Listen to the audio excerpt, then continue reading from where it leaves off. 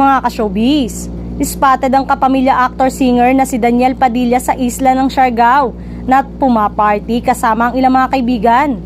Viral ngayon ang isang TikTok video kung saan makikita ang ex-boyfriend ni Catherine Bernardo na nag-e-enjoy sa pagkanta sa harap ng audience. Hindi lang malinaw kung kailan ito nangyari pero base sa mga comment ng netizen, mukhang recently lang ito nang magbakasyon sa Siargao ang binata kung saan kasama rin daw niya ang kapatid niya. Pak na pak sa mga fans ni DJ ang pagkanta niya ng Adik Sa'yo dahil talagang feel na feel daw nito habang binibitawan ng bawat lyrics.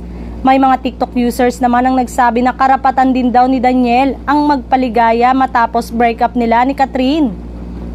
Kailangan daw niya ito para tuluyan ang makamove on sa nawasak nilang relasyon. Isang netizen naman ang nanukso kay Daniel at sinabing wag na itong mag-alala dahil nandyan naman daw si Andrea Brillantes na sinasabing isa sa mga dahilan kung bakit naghiwalay ang Katniel. Naglipa na ngayon sa TikTok ang mga video na kuha ng netizen sa isang bar sa isla ng Siargao kung saan dito ay game na nakijamming sa kantahan ng aktor.